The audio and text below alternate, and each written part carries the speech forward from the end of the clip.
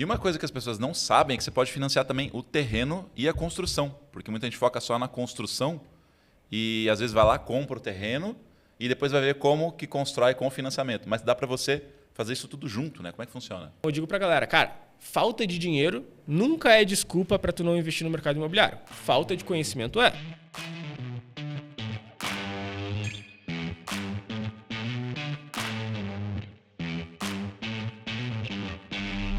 Estamos começando mais um episódio do Flippercast, o podcast que fala de mercado imobiliário e sempre aborda assuntos diversos, traz curiosidades para trazer para você esse assunto de uma forma leve e você conseguir compreender muito fácil. E hoje a gente tem aqui um convidado muito especial, um cara que eu conheço aí faz uns 2 anos mais ou menos, do mercado, conheci também através aí do digital, Instagram e tal. E trouxe aqui para contar um pouco da história dele, que ele tem umas coisas que eu acho que vocês que acompanham ele aí, que ele viraliza uns vídeos e tal, vocês não sabem nem metade da história desse cara. E hoje ele vai contar tudo aqui, tudo que ele passou, toda a experiência dele, até ele chegar a esse cara aí que virou o Engenheiros do Zero, Rafael Weiner. Bem-vindo aí, Rafael Weiner. Pô, Carlos, brigadão pelo convite. Um grande amigo, vamos trocar essa ideia aí. Espero poder contar um pouquinho da minha história pro pessoal. Vamos lá, então tá. Eu sempre começo aqui perguntando como que você chegou até onde você está hoje. Você hoje é um investidor, constrói casas, né, muito usando estratégia de financiamento, ensina as pessoas a fazer isso e tal. Mas antes de você chegar no Rafael, engenheiro, que ensina isso, como é que foi a tua trajetória? Você começou aonde? Legal. Você sabe o que eu quero saber, né? A parte do skate. Eu sei. Cara, eu falo que a minha vida foi uma aleatoriedade completa, né? Às vezes o cara vê alguém mais jovem, assim, já na área, pensa, pô, a família dele deve ser da área. Absolutamente nada. Não tenho ninguém da minha família que é da área de construção, de mercado imobiliário. Então, basicamente, minha história ela foi toda voltada para eu ser skatista profissional. Então, desde os meus 10 anos de idade, cara, todas as minhas memórias da minha infância são nas pistas de skate, competindo, tendo aquele sonho realmente de viver do esporte, ser um atleta, ser skatista profissional. Então, fiquei dos meus 10 aos meus 18 anos nessa luta. Então, Mas quem que te influenciou pro skate? Assim, eu sempre tive essa curiosidade. Cara, foi meio...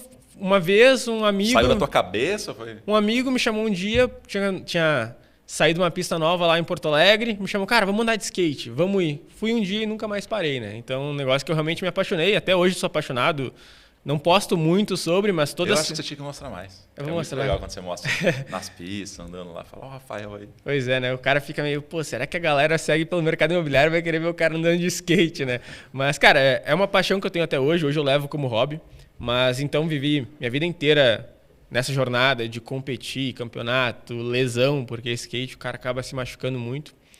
Você competiu fora, inclusive, né? Sim. Competi alguns mundiais amadores, nunca cheguei a ser profissional, mas competi campeonato na Califórnia, competi campeonato em outras, Colorado, nos Estados Unidos. Então, pô, juntava dinheiro, fazia alguma coisa para conseguir lá competir. E, cara, foi uma parte muito boa da minha vida, muito legal. Tenho muitas boas memórias, mas a gente sabe que no Brasil é muito complicado tu viver do esporte. Então, mais falando ainda de skate, hoje o skate é um esporte olímpico. Então, questão de 4, 5 anos para trás, agora estou vendo muita visibilidade. Tu olha o pessoal ali que está competindo, que está ganhando os campeonatos, lá o Japinha, o Pedro Barros, o Luigi, cara, meus amigos de infância. Eu competia contra eles.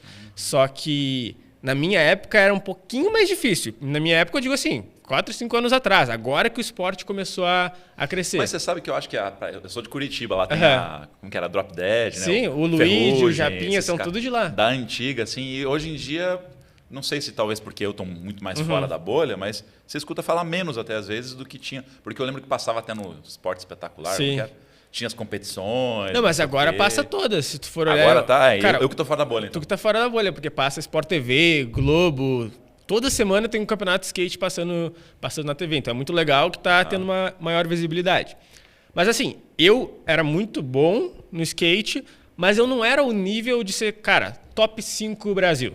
E skate é um esporte que, se tu não é dos melhores, financeiramente falando, é muito complicado de tu viver. Então, eu cheguei até aí numa competição nos Estados Unidos, a fatídica competição que quem me segue já viu a foto do meu dente quebrado. Eu já vi essa foto. Cara, parece um mendigo na foto, né?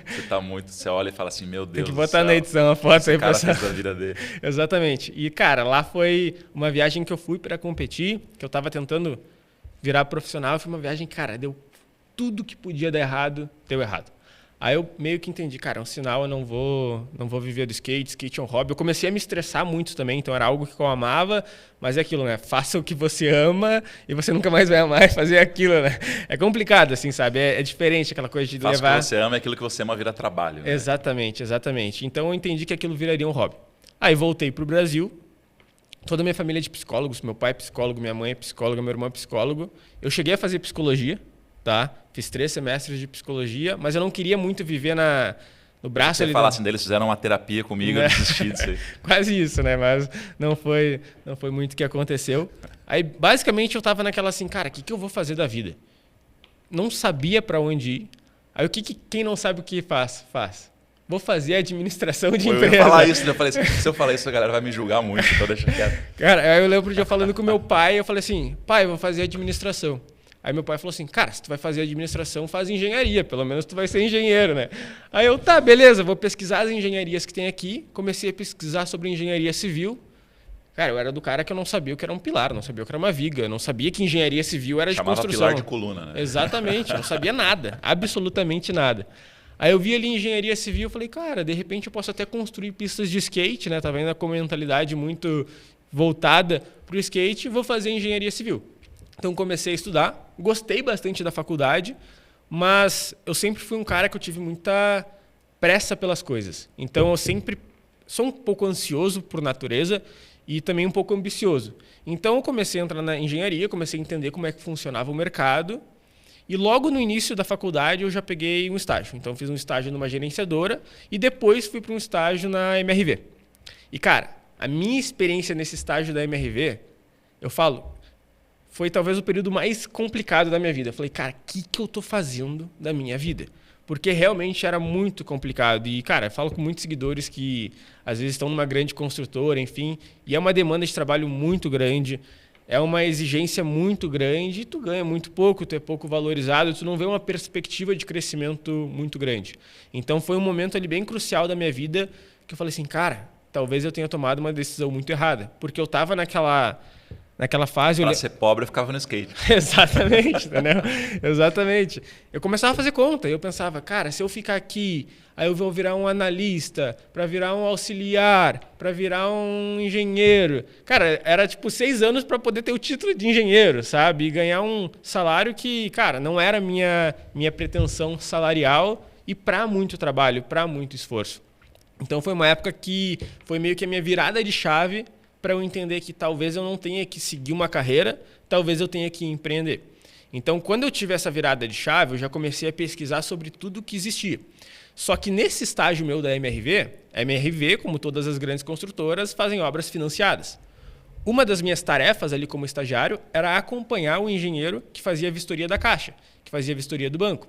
Então eu ia lá, comecei a entender que as grandes construtoras também utilizam dinheiro do banco e o pessoal ali da engenharia que trabalhava comigo, os engenheiros mais experientes, eles sempre falavam sobre, cara, dá para pegar financiamento para construir casa, mas é aquela conversa meio de bar, assim, sabe? Só fala que existe e ninguém fala como funciona. Sabe exatamente como que é, quem que pode pegar. Exatamente. E eu, por sorte, eu tenho um amigo da minha família que ele é gerente de habitação da Caixa. Então, fui trocar uma ideia com ele, ele, sempre muito solícito, me passou ali as informações de como funcionavam os normativos, e eu comecei a estudar aquilo de cara, isso aqui é a salvação da minha vida, isso aqui é uma oportunidade. Aí, o que eu pensei? Eu ainda tinha uma cabeça muito de, estagiário, muito de, eu só posso conseguir as coisas quando eu for formado. Então, eu pensei, vou procurar um estágio em alguma empresa que trabalhe com construção financiada. Porque eu vi ali realmente uma alternativa para, cara, eu quero trabalhar com isso quando eu me formar.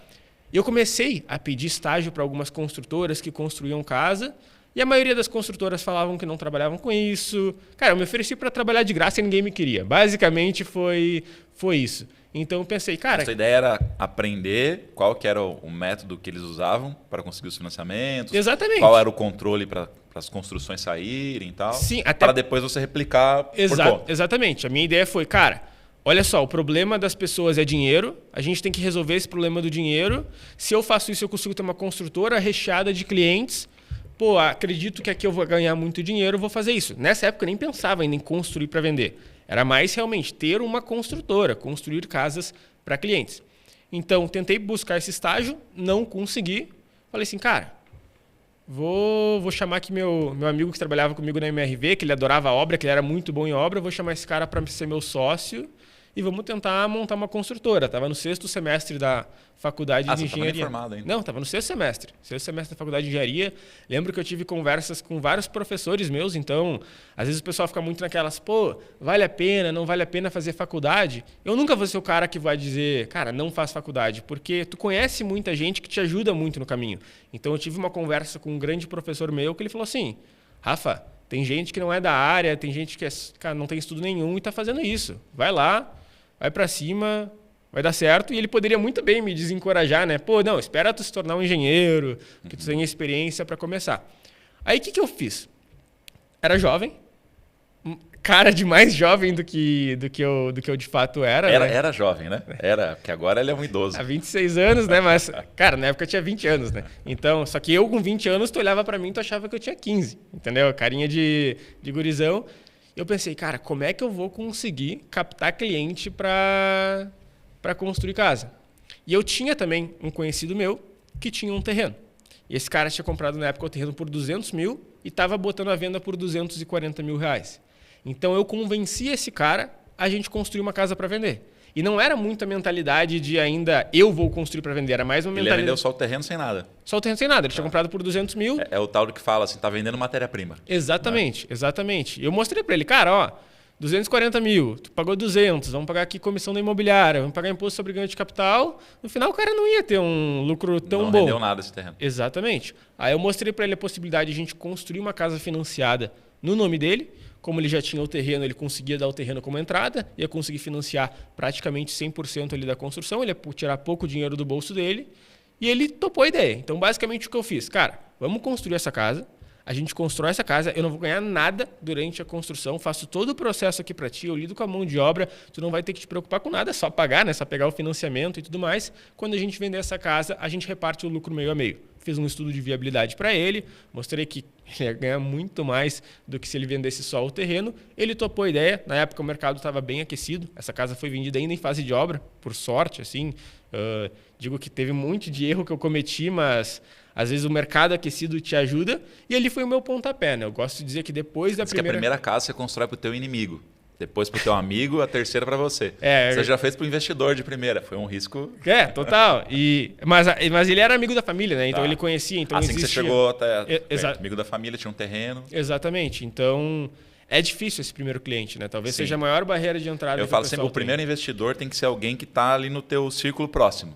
Porque esse cara ele vai ter que ter confiança. Exato. Você não tem resultado para mostrar. Exatamente. Então, às vezes, as pessoas me falam assim, como é que eu consigo comprar um imóvel para reformar, revender, se eu não tenho dinheiro, não tenho... Eu falo, cara, ache um investidor. Você só precisa saber o que você tem que fazer para entregar o resultado para o investidor.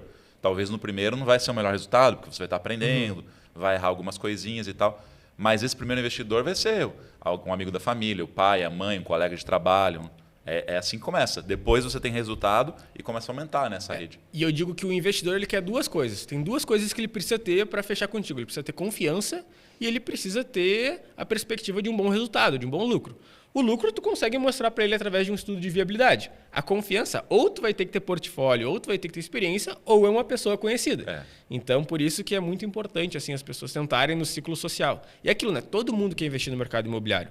Às vezes a pessoa fica com aquele medo de, pô, investidor, vai ser muito difícil captar. A pessoa se imagina numa reunião toda formal. Cara, todo mundo quer rentabilidade. É que a palavra investidor parece que bota um terno e uma gravata na pessoa. Virar assim, o velhinho multimilionário que vai... Não é, Shark Tank, assim, um negócio. Geralmente não é, até eu diria. Total. E eu digo assim, depois de muitos anos trabalhando com muitos investidores, que todo mundo quer investir no mercado imobiliário. Só que ninguém quer botar a mão na massa. Então, se tu está disposto a fazer isso, a pessoa quer ter rentabilidade do mercado imobiliário. É que são dois consensos. Todo mundo sabe que dá dinheiro. Mas todo mundo sabe que, putz, mexer com obra, nossa... Não... Então, assim, se tiver alguém que faz esse meio de campo, resolve. Exato. E o melhor dos mundos para ti é tu fazer com teu dinheiro, construir para vender, fazer house flipping, só que talvez se tu está iniciando a tua jornada, talvez tu ainda não tenha uma renda boa, tu talvez não tenha um dinheiro guardado. Então eu acho que a barreira, a porta de entrada realmente para o mercado imobiliário é essa, o cara começar a captar um investidor, prestar um serviço, porque daqui a pouco tu vai ganhar uma remuneração ali que vai conseguir fazer com que tu construa tuas próprias casas, que tu reforme ali teus próprios apartamentos. Então eu digo para a galera, cara, falta de dinheiro nunca é desculpa para tu não investir no mercado imobiliário. Falta de conhecimento é. Existem... Tanto que esse primeiro, a única coisa que você tinha era conhecimento e que você teve que adquirir pesquisando, quebrando a cabeça, olhando. Você não tinha um método pronto que você poderia falar, é só fazer isso aqui. Cara, nessa primeira casa que eu construí para vender, a quantidade de erros de obra que eu cometi, a sorte é que o cara não pisava na obra. Ele não ficava sabendo o que estava acontecendo. Agora ele tá. Agora ele tá, não, mas deu tudo certo. Hoje ele investe com a gente também em outras casas, tá tudo lindo e maravilhoso. Mas às vezes é necessário assim tomar esse risco, mas para tu ter uma noção, nessa casa a gente fez um erro de compatibilidade de projetos que a gente não compatibilizou, nem sabia que tinha que fazer isso. Então contratei ali, né, o pessoal para fazer os projetos. Tinha um arquitetônico, estrutural, elétrico, hidrossanitário. Quando a gente estava ali na parte de concretar a fundação, eu vi que ia nascer um pilar no meio da garagem. Não ia entrar carro. Ia nascer um pilar no meio da garagem, porque estava tudo descompatibilizado. Então, se a gente não tivesse percebido isso, ia dar um grande problema. O cara do estrutural não olhou o Total. uso, né? Ele falou assim, beleza, aqui tem um vão, precisa ter um pilar aqui. Cara, se eu te contar a história, assim, como aconteceu... E esse projetista estrutural, quando a gente foi executar a obra, ele faleceu. Era um cara um pouco mais de idade, então não tinha nem como consultar o projetista estrutural para fazer alteração, teve que contratar um novo projetista. Foi uma dor de cabeça assim, que eu tive muito, muito forte. Mas às vezes é necessário assim, esses riscos que a gente toma para conseguir dar um pontapé. E nessa casa foi muito uma virada de chave para eu já começar a entender, esse negócio de construir para vender dá muito dinheiro. Mas eu ainda não tinha muito a ideia que eu tenho hoje, por exemplo, de que é muito melhor construir para vender do que construir para clientes. Eu ainda tinha muito aquela cabeça da faculdade, sabe? Então, beleza, tu pode até empreender, mas o empreender é ter uma construtora com 10, 15, 20 clientes, 20 obras rodando ao mesmo tempo, começar a escalar em termos de funcionários, esse era o meu sonho. Só que daí eu comecei a construir, então comecei a captar novos clientes, a coisa começou a acontecer e eu comecei a ver que era muito mais difícil lidar com o cliente que ia morar do que com o cliente investidor. Até para explicar, então, a diferença do cliente investidor do cliente que está fazendo para morar. O cliente investidor é aquele cara que ele está focado em, cara, quanto é que esse dinheiro que eu coloquei vai retornar. Se a casa tem 2,80 m de pé direito, 2,60 m, ele não está nem aí, ele está confiando em você que vai construir. Então ele não vai ficar te cobrando aquela picuinha do dia a dia, né? Muda 10 centímetros para lá, essa janela tem que estar aqui. Aquele cara que fica na obra o tempo inteiro mudando de ideia, mudando o projeto. Que é aquela coisa, o projeto você nunca acaba, né? Você desiste. Só que o cliente não desiste, porque toda hora ele está pensando, o que vai ser melhor para mim? O que vai ser... E o investidor ele não está nem aí. Fala, cara, Rafael, como é que está a casa lá? Tá já no acabamento. Beleza, mas quanto tempo? Acho que mais um mês. Quer dar uma olhada lá? Não, tá tranquilo. O cara não vai, não está preocupado. Que é a mesma coisa do house flipping. O cara não quer saber qual investimento você colocou. O cara confia que você sabe o que você está fazendo e que vai dar retorno para ele. Então é muito mais fácil lidar com esse cliente investidor do que com o cliente que você está construindo a casa para ele morar. Total. É muito mais chato. Um, tu está lidando com um negócio, com um investimento. No outro, tu está lidando com um sonho. Então, é a casa da família. Isso. O teu cliente não é só uma pessoa. É o marido, a mulher, o filho, a sogra. Então, todo mundo vai lá, todo mundo dá um palpite. E eu até hoje, eu tenho clientes... Dá muita raiva quando vai o parente, né? Porque você já convenceu o cara. Ele falou, não, beleza, tá certo. Aí vai um parente e fica, não, mas se fizer assim... E quando o parente é engenheiro... Porque aí o cara te liga, né? Então, vamos mudar um negócio aqui. Porra, mas já tava tudo certo. E quando o parente é engenheiro, fala assim, não, porque o meu primo, ele é engenheiro, ele disse que tá tudo errado aqui, né? Então, cara, é complicado, assim. Então... O grande ponto aqui foi que eu comecei a entender como funciona o mercado imobiliário versus o mercado de construção. Porque eu entendo hoje que construção para venda é muito mais mercado imobiliário do que propriamente mercado de construção. O que é o mercado imobiliário? O mercado imobiliário é, eu preciso vender um imóvel por um preço maior, valorizado, preço maior do que ele custou. Eu posso fazer isso comprando e reformando, eu posso fazer isso no leilão de imóveis, ou eu posso fazer isso construindo. Construir é a forma como eu consigo ter esse imóvel a preço de custo. Então, eu sempre consigo ter essa valorização. Então, esse é o jogo de construir para vender. Construir para cliente, O cara vai construir, vai ter o preço ali de construção e eu vou ganhar uma administração ali por estar executando essa construção. Só que essa administração ela é muito menor do que o lucro da construção e venda de uma casa e eu vou ter muito mais dor de cabeça com esse cliente. Então, hoje, toda a minha operação ela está voltada para construir apenas as minhas casas próprias para venda e de alguns investidores. Então, hoje a gente tem algumas obras, tenho só mais uma obra que é para cliente final. Então, é uma obra também de um conhecido, uma obra, cara, casa de altíssimo padrão, casa que a gente tem num condomínio muito top lá de Eldorado do Sul, perto de Porto Alegre. Deve acontecer de chegar uma pessoa conhecida. Pô, Rafael, mas eu quero que você faça a casa. Cara, e eu digo que a melhor habilidade que um investidor pode ter é saber onde não investir o seu tempo. Só que é muito difícil tu dizer não, né? Então, muitas vezes tu pensa, cara, tá, mas só mais uma obra. Ah, é meu conhecido, não vai dar dor de cabeça. E, pô, é uma casa top, vai dar um lucro bom.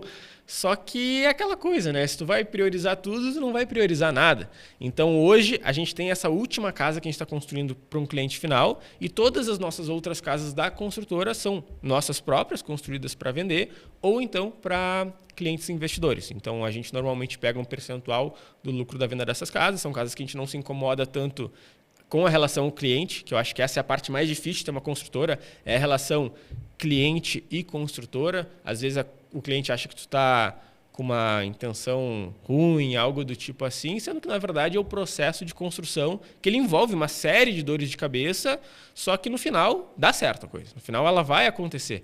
Só que imagina, tu vai pegar ali um imóvel que é o teu sonho da tua vida, tu chega ali e uma medida, sei lá, do teu quarto, da tua suíte está errada.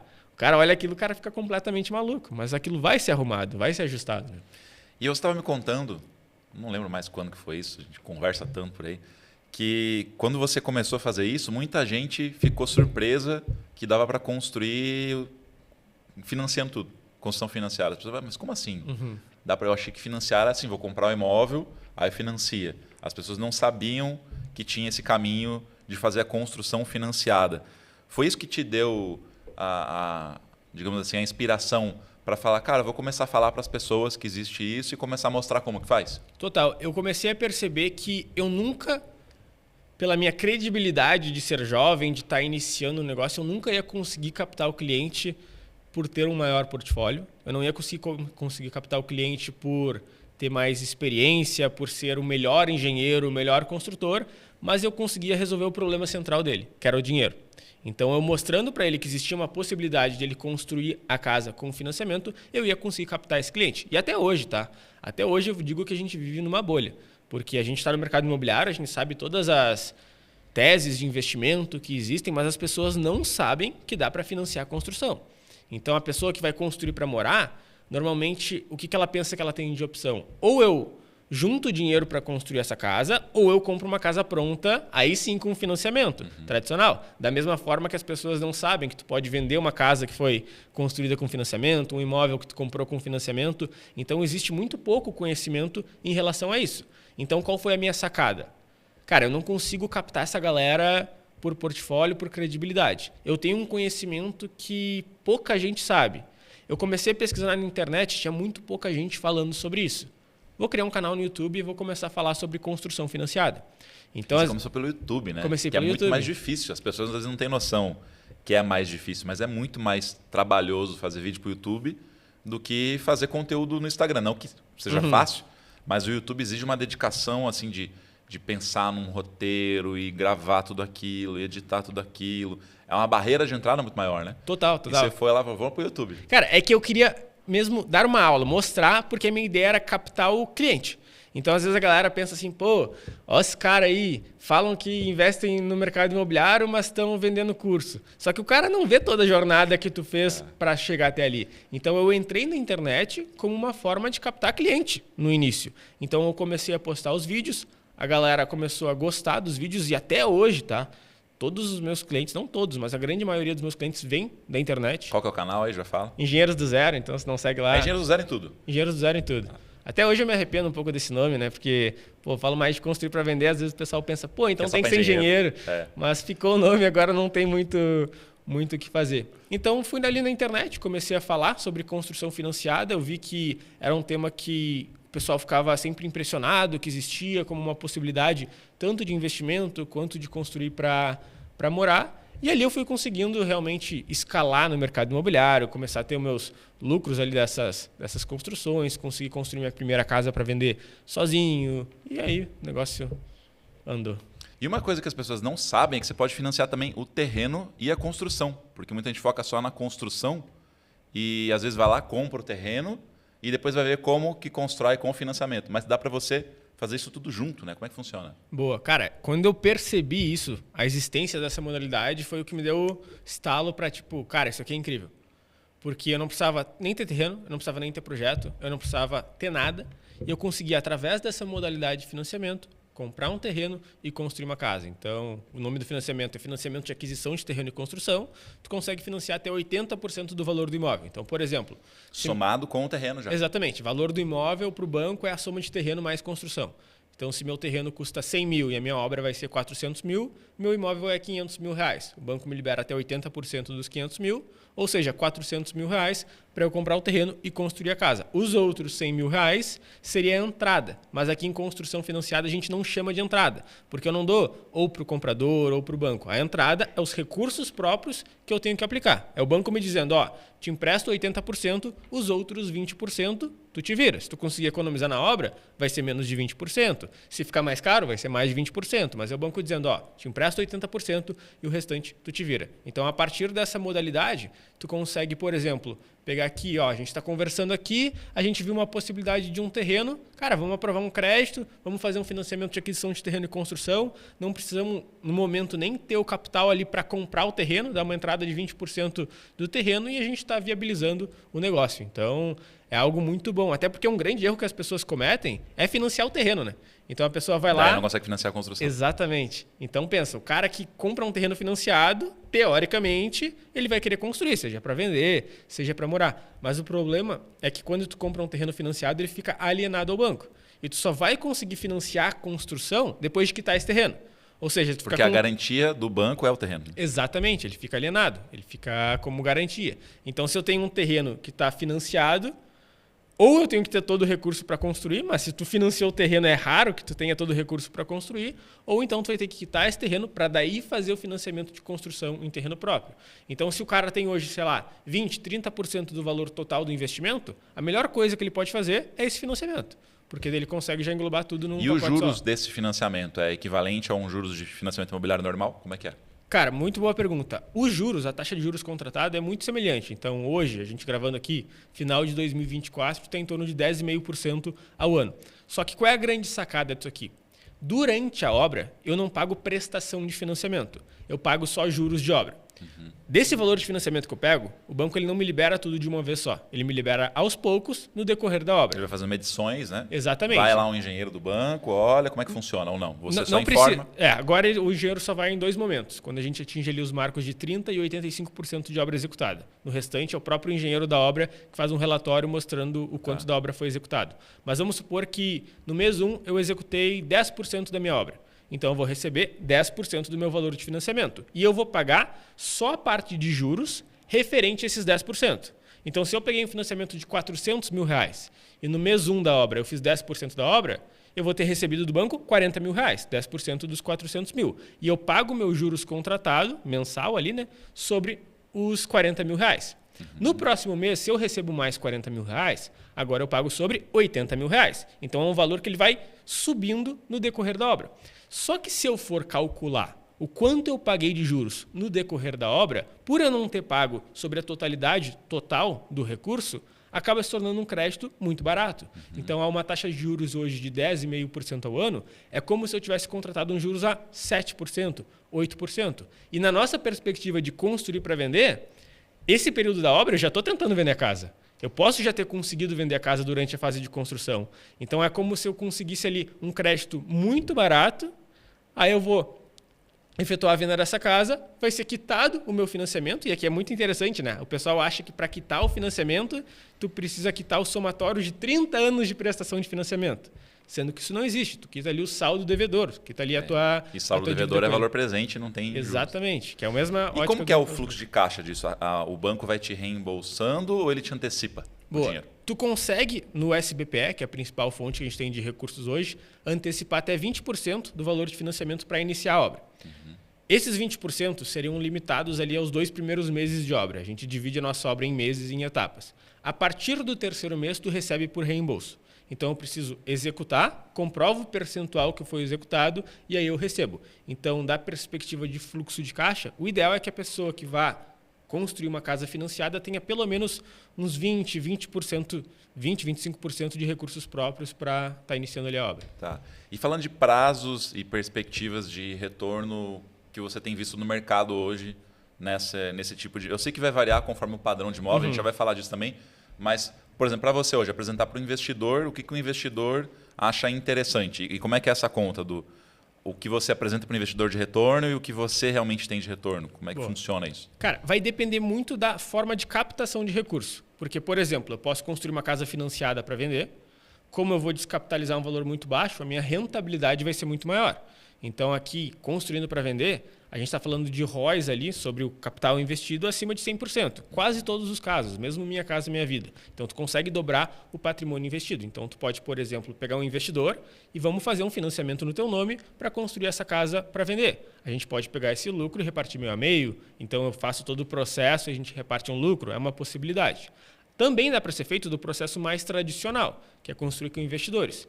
Pego o meu valor total e divido em cotas e boto um monte de investidor para aportar ali as cotas. Esse cara pode receber por uma participação. Então, a gente consegue ali uns 30%, 35%. Eu vejo muita gente fechando assim um valor de retorno ao ano.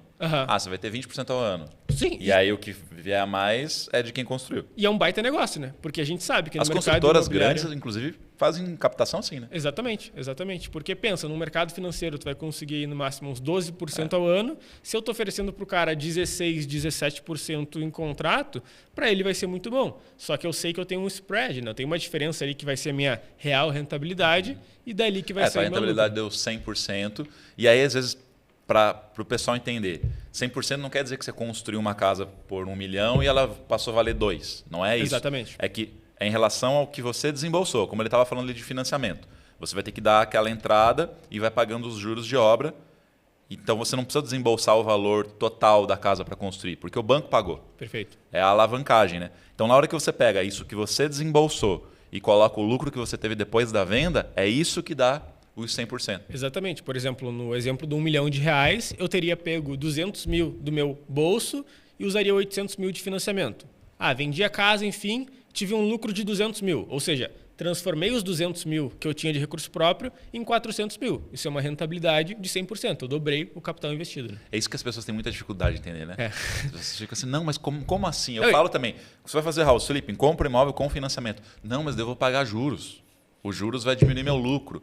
Aí eu falo, sim, vai diminuir o seu lucro em reais, em valores finais. Então, por exemplo, você vai investir 500 mil reais para comprar um apartamento e reformar. E vai te dar 100 mil reais de lucro. Então, ou seja, você botou 500 mil, voltou, sei lá, 600 e pouco, aí você teve que pagar imposto e tal, sobrou 100 mil limpo na tua mão. O que é melhor? Você ter colocado 500 mil teu, tirar lá da tua conta, baixar lá do ICDB, botar 500 mil, para ter 100 mil de lucro, ou você fazer um financiamento no banco, que aí você, ao invés de 500 mil, precisaria para executar perto de 200 mil, que dá uns 40% do valor total, e receber no final 90. Por que não 100? Porque exatamente você pagou juros. Então, em vez de receber 100, você recebeu agora 90 mil de lucro.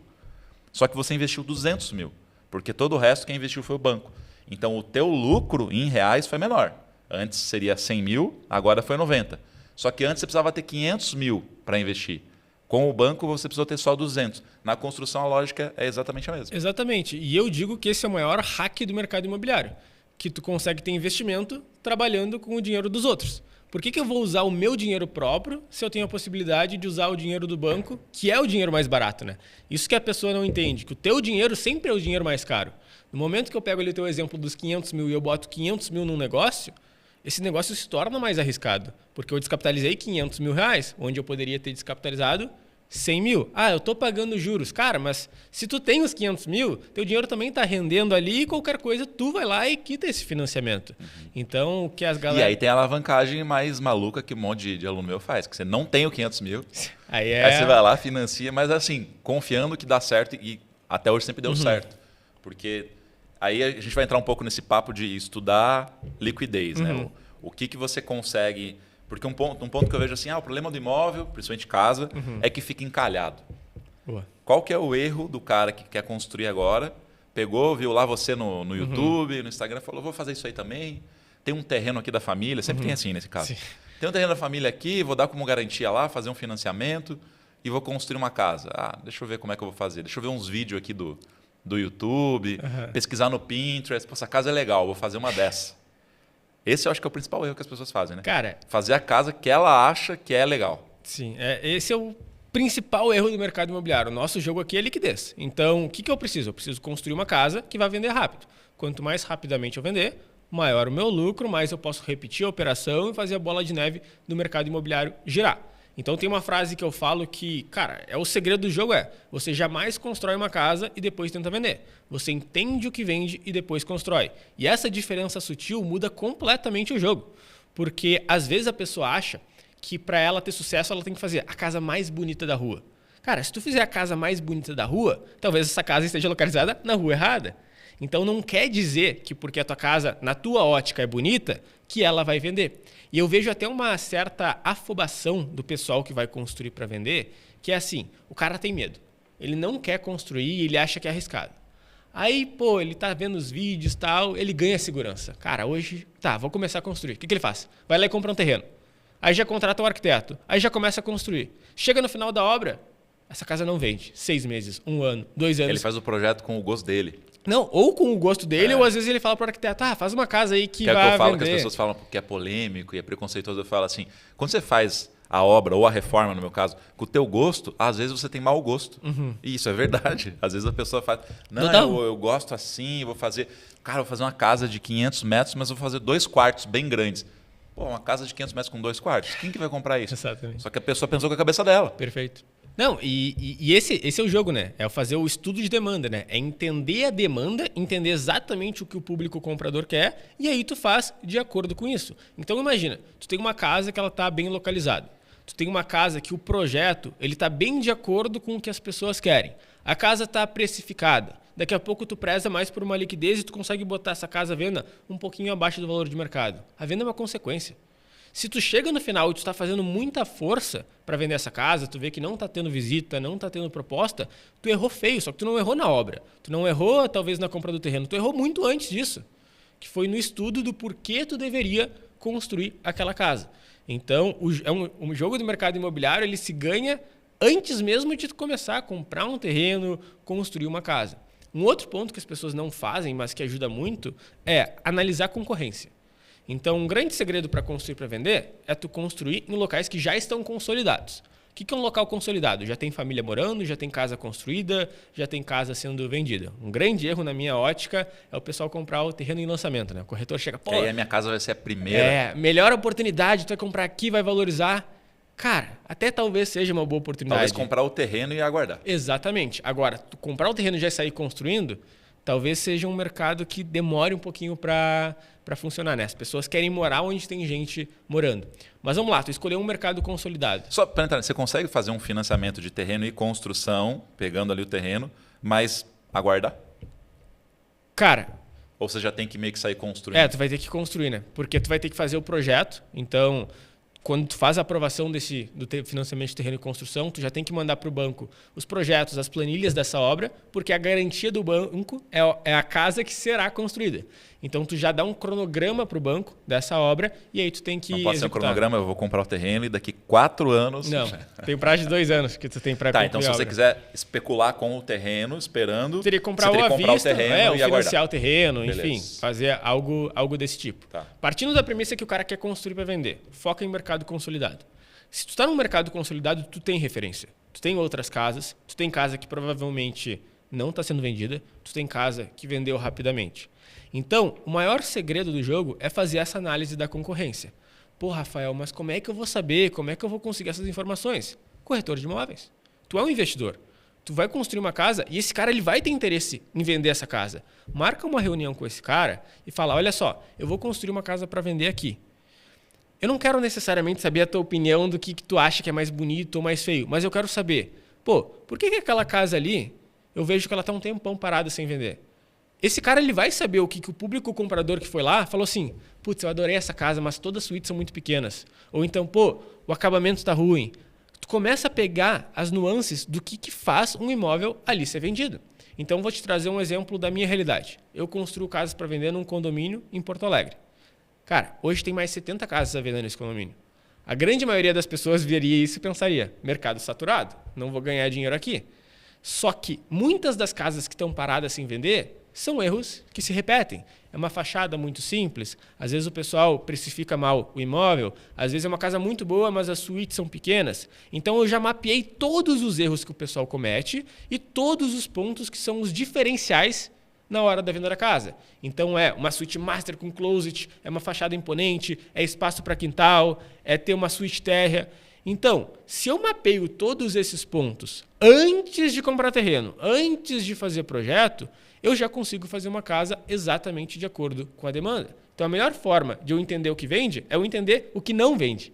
Cara, aquela deu errado, aquela deu certo. Eu gosto de falar isso, entenda primeiro quais são os erros. Exatamente. E aí depois você vai tentar entender o que é para fazer, o que é acerto. Porque isso, você sabendo muito claro já o que é um erro, você já vai se esquivando disso. Então, passou uma ideia, alguém da sugestão fala, não, isso aí eu sei que não funciona. Perfeito. Tipo, no teu exemplo de house flipping, tenho certeza que deve ter um monte de gente que vê os teus vídeos lá e pensa, essas cozinhas tudo integrada, fica fumaça em toda a casa. Cara, mas não é o que eu gosto. Não Esses é dias comentaram, assim, uma pessoa que não me segue, disse assim, perdão, mas eu acho que as suas reformas são muito sem graça, não tem cor, não tem... Eu falo assim, não precisa... É exatamente essa a ideia, ser sem graça, sem cor. Assim. Nos meus vídeos também, da última casa que eu construí para vender, eu peguei, mostrei toda a jornada de uma casa que eu construí até a venda.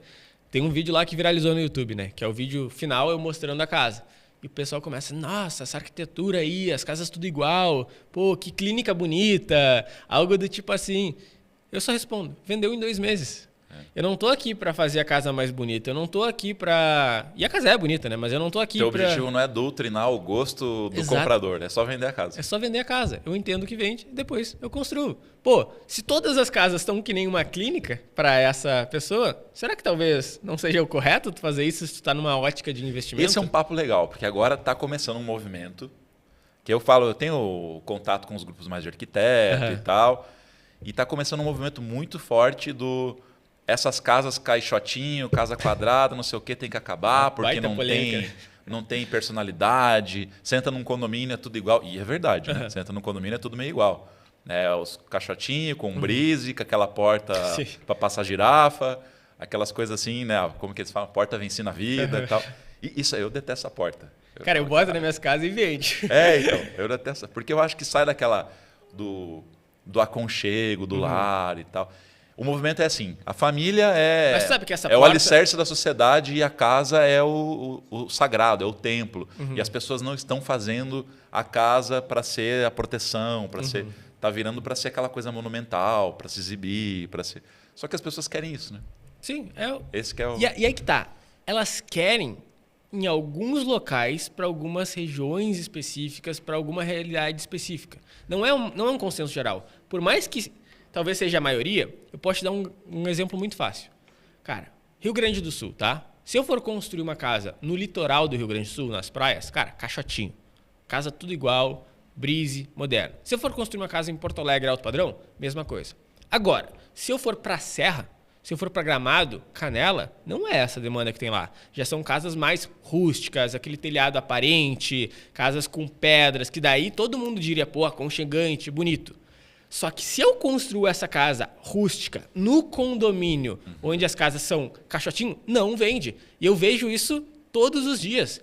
Às vezes eu vejo casas, cara, que casa bonita, parece um castelo a casa. Mas ela está construída no lugar errado. Porque a demanda por aquele produto não é aquela. Não é naquela região. E o curioso é que se você pegar e for no teu Instagram, eu já fiz isso, levantar uma pesquisa. O que vocês preferem? A casa com cara de casa, né, com telhadinho, ou a casa caixotinho? Dá assim 90% a 10% para casa com cara de casa. Só que na hora que você vai para o mercado, não é o que você vê. Mas será que não é uma minoria barulhenta? Pode ser. Sabe? É muito maluco isso. A pessoa que quer falar que a casa tem cara de casa é mais motivada a dar a resposta do que o cara. Pois Pode é. ser. Tipo piso polido e piso fosco, né? O acetinado natural. Eu sou totalmente contrário ao piso polido. Eu também Mas não. você vê muito apartamento. Balneário Camboriú, saindo lá R$80 mil o metro quadrado, umas coisas de doido, né? Os caras metendo aquele piso assim, polido, que você não sabe aonde começa o vidro da janela, aonde termina o piso, que tudo brilha. Assim. Aham. Eu fico olhando aquilo e falando assim, cara, não tem como. Cara, é mercado, é pesquisa de mercado. No final das contas, na nossa ótica de investimento, é isso. Mas você também é contra o piso polido. Eu sou. Ah, então beleza, podemos continuar a conversa. É. Porque senão eu já tinha que ir embora aqui, né? Isso aí. Luz amarela ou luz branca? Luz amarela. Luz amarela, ó. Eu fiquei com Viu medo, agora? né? Eu tô com medo. Pô, tá O que eu louco? respondo?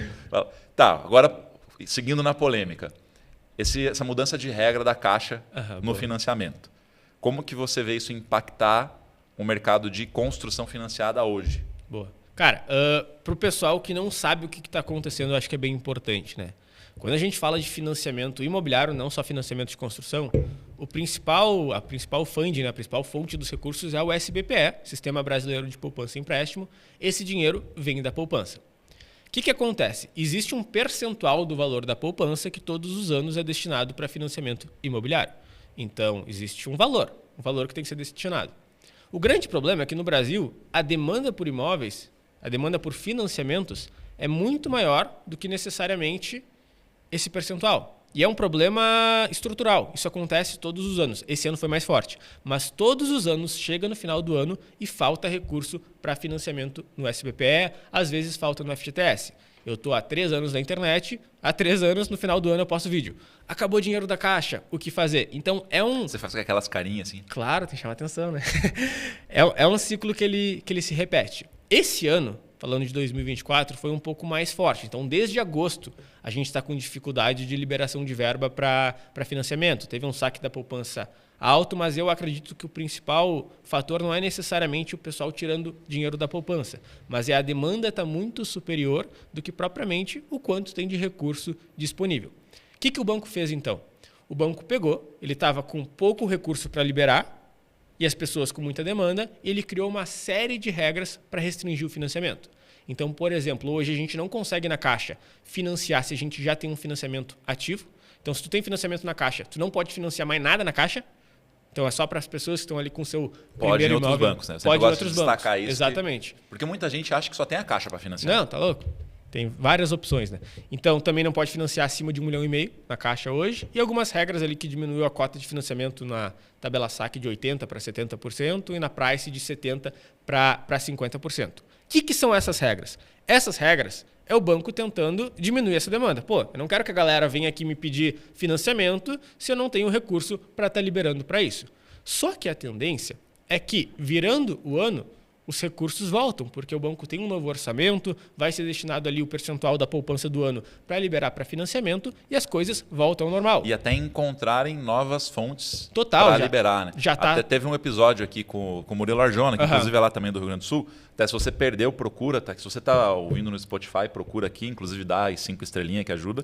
Se você está vendo no YouTube, também procura o Flippercast com o Murilo Arjona. E também aproveita e já segue o canal e curte o vídeo que ajuda. Tem que pedir, tem que mendigar essas coisas. Não, se não pede, não Senão faz, as né? pessoas esquecem. Mas vai lá, desculpa te cortar só para Não, destacar. boa demais. Então é um ciclo que ele se repete. Então isso já é um ponto que a gente não precisa ficar tão assustado, porque pô, aqui a gente já está em novembro, vai virar o ano, provavelmente ali em fevereiro, março, os recursos já são realocados e a gente consegue ter dinheiro para construir, para comprar imóvel, isso é ótimo.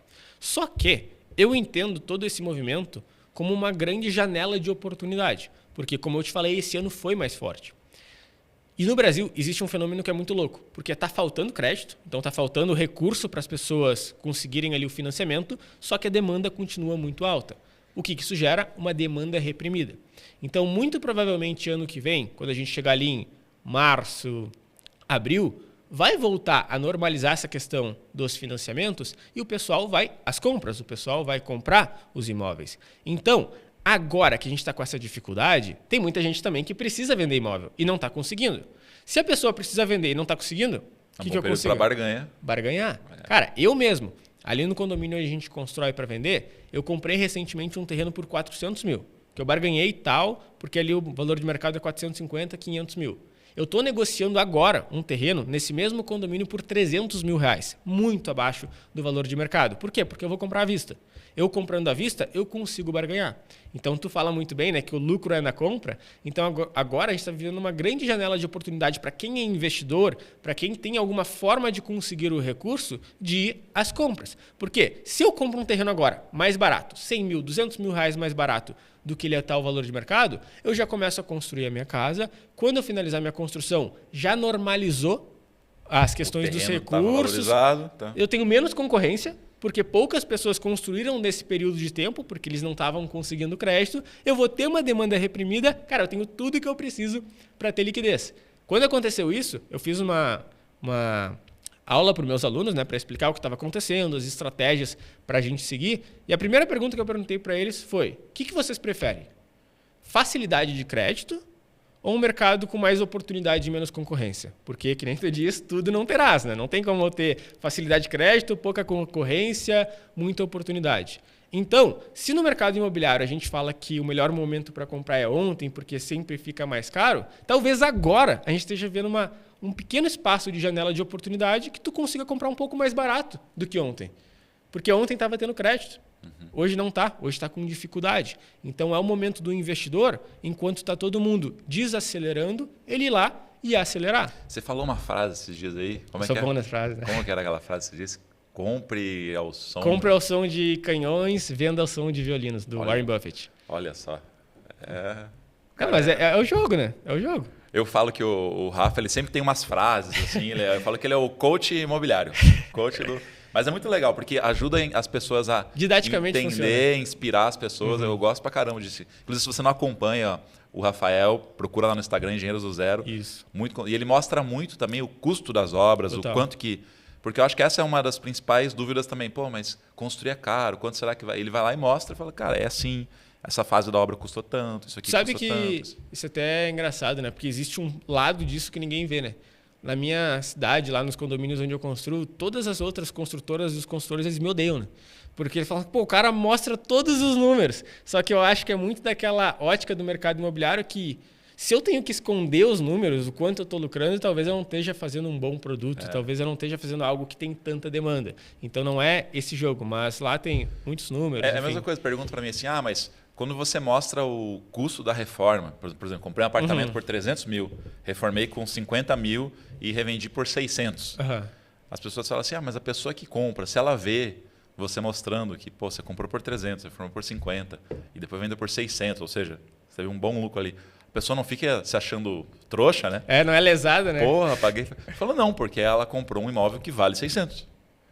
Eu que consegui identificar que aquele imóvel estava desvalorizado. Sim, tu que fez ele valer Eu paguei 600. 300, talvez ele devia estar valendo perto de 400. Aí eu consegui uma boa negociação, a pessoa precisava vender, eu consegui perceber o potencial. O imóvel às vezes está encalhado, que ninguém quer comprar porque precisa da reforma. Reformei, levei esse imóvel para um outro patamar, que aí fiz ele valer 600 e a pessoa comprou um imóvel que vale 600. Então, ninguém sai lesado. O cara que vendeu precisava do dinheiro, recebeu o dinheiro. O cara que comprou precisava de um imóvel com aquela característica, naquela localização, mais barato que o novo, que é a proposta. Ele conseguiu. E eu, pela conveniência de não ter feito o cara passar por uma reforma e tal, recebi meu lucro. Todo mundo tá feliz. Essa é a mágica do meu negócio e do teu, né? Construção e reforma. A grande maioria das pessoas foge disso, né? A pessoa não quer fazer uma reforma, a pessoa não quer fazer uma construção. E pensar, construção é uma dor de cabeça, reforma é uma dor de cabeça, as pessoas não pensam do outro lado. É justamente o ser uma dor de cabeça que torna o melhor negócio do mundo. Por quê? Porque sempre vão existir mais pessoas querendo comprar casas prontas do que construindo. Ou seja, quem constrói vai ganhar um prêmio por ter construído, que é o lucro. Eu vejo o pessoal comentando assim, mas se custou 500 mil para construir essa casa, que depois vai valer 1 milhão, por que a pessoa não constrói? Porque ela não quer. Exatamente. É isso. É tão simples, só que as pessoas tendem a julgar, porque assim, o cara parte do princípio que você está enrolando para dizer que o negócio é muito bom, e aí ele bota em dúvida o que você está falando para dizer assim, ninguém seria trouxa de pagar mais caro. Mas não é, ele não está pagando mais caro, ele comprou, você gastou 500 para construir, o cara comprou a casa por, sei lá, 800 mil, vamos botar uma... Só que daqui 2 anos essa casa está valendo 1 milhão e 200. Então, mesmo ele tendo comprado a casa, pagando mais caro que o custo para construir, que é o que a maioria das pessoas fazem. Quando você compra um apartamento num prédio, você também pagou Você pagou 20 mil reais no metro quadrado de um apartamento novo. A construtora não gastou 10 para fazer. Total. Então, você também está pagando mais caro. Só que você não vai construir um prédio. Entendeu? Você vai lá e compra um apartamento. É a mesma lógica com casa. Só que com o tempo, esse imóvel vai valorizando. Então, quem comprou mesmo pagando mais caro do que é o custo para construir, também está ganhando. Total. Eu posso até usar como exemplo aquela primeira casa que eu construí para vender. Aquela casa, lembra que eu te falei? O cara comprou o terreno por 200 mil e ia vender a 240 mil. Hoje, nesse mesmo condomínio, terreno que é 200 mil, hoje está 450, 500.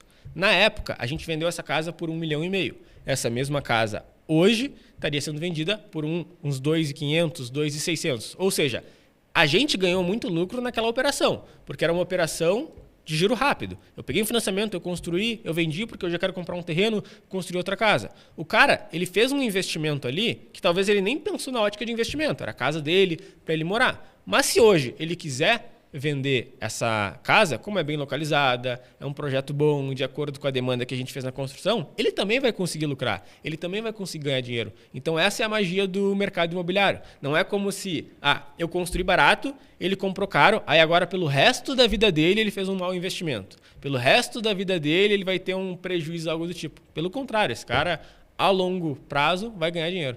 Você sabe quando eu comecei a pensar, tem que parar de atender cliente, quero fazer meus próprios projetos. Chegou a fazer umas reformas quero fazer e tal. Cliente? Fiz pra caramba. Fiquei um tempão fazendo reforma. Foi aí que eu comecei a pensar em reformar apartamentos e tal. Porque eu fazia... Quando eu fiz a faculdade de engenharia de produção, aí trabalhava em indústria, mesmo pensamento quando você estava lá na MRV, Sim. Falava, eu não vou... Isso aqui não vai me levar para nada. Né? E eu olhava para o meu chefe e falava, eu não quero fazer o que esse cara faz nem a pau. Então, o que eu vou fazer? Daí, no meio disso, eu resolvi construir uma casa, só que era para morar, porque era mais barato de comprar pronta. Então, eu fui nesse pensamento, ok, eu vou aguentar a reforma. Todo mundo disse que eu era maluco. Eu gostei da construção. Falei, cara, era o meu momento mais prazeroso do dia. Tinha tudo para construir para vender. O meu momento mais prazeroso, mas eu vou chegar lá. O meu momento mais prazeroso do dia era quando eu saía no almoço. Então, eu trabalhava na Bosch, lá em Curitiba. Daí, eu saía no almoço. Eu não almoçava, porque eu tinha 1 hora de almoço. Aí, eu ia até a casa para ver como é que estava a obra. E era o meu momento de paz no dia. Era quando eu estava na obra. Aí, eu falava, cara, eu sou maluco ou tem alguma coisa aqui para mim. Foi quando eu comecei a falar, e se eu for trabalhar com isso? Que aí eu resolvi pegar o caminho mais difícil, fazer arquitetura, mais um curso de 5 anos. E aí quando eu me formei em arquitetura, no período que eu estava estudando, eu comecei a executar obras para outros arquitetos. Como eu não era arquiteto, não podia assinar e nada, eu comecei a atuar como um empreiteiro. E aí eu reformei muito apartamento. E quando eu me formei, eu comecei a fazer projetinhos de Casa Minha Casa Minha Vida. Estava começando Minha Casa Minha Vida, assim, bombar e tal. E aí eu falei, cara, eu vou começar a fazer isso também. Construir, só que não tinha juntado muita grana, eu precisava de investidor. Aí eu tinha falado com um amigo e tal, aí a gente olhou a grana que a gente tinha. Falei, cara, mal compra o terreno, se for financiar também, putz, não. E agora, o que faz? Foi quando eu falei, vou comprar um apartamento que é mais baratinho e ir para o apartamento. Mas o que me levou mais para a reforma não foi nem tanto a falta de recurso que eu tinha ali no começo, porque dá para viabilizar com financiamento e tal. Foi eu odiar aquela fase de aprovar projeto. Puta, e eu era o arquiteto? Sim. Aí você leva, teve um que foi, assim, para mim, o cúmulo, quando eu levei o projeto, tudo bonitinho, perfeito, esse é da entrada. A prefeitura, lá em Curitiba, dá 20 dias para te dar o retorno. É rápido até, né? Nem sei se hoje ainda está 20 dias, mas quando fazia era 20 dias. Faz tempo que eu não aprovo projeto de construção. Aí voltou pedindo uma alteração num negócio da calçada, assim. Era ridículo. Sim. Beleza, fiz. Levei de novo, mais 20 dias. Aí o engenheiro viu que estava lá na guia, guia amarela, que chama, não sei se é assim que chama em todo lugar, que lá em Curitiba é guia amarela, que é exatamente o que diz sobre o terreno, qual que é confronto ao lote tal, na face tal, sabe? Toda aquela informação. E aí tinha uma informação lá, atingido por área de bosque nativo. Não tinha uma árvore num raio de 2 km. Assim. Só que estava naquela porra daquela guia. Aí eles pediram para subir para a Secretaria do Meio Ambiente. Aí ferrou. Para fazer a aprovação. Aí cheguei na Secretaria do Meio Ambiente. Aí a pessoa te atende com aquela má vontade, né? Porque é um monte de arquiteto que parou de fazer projeto para virar um burocrata. E aí ele fala, eu vou agora ser rigoroso para todo mundo fazer o projeto do jeito que eu acho que tem que fazer. E assim, não estou criticando o funcionário público, mas é que tem muita gente que está lá... Criticando sem criticar. Tem muita gente que está aí, arquitetos, engenheiros, vocês vão me entender. Aí, beleza, qual é o prazo de análise? Não tem prazo. Eu falei, mas eu preciso construir a casa. Estou com o terreno, tem dinheiro já parado, investido, financiamento.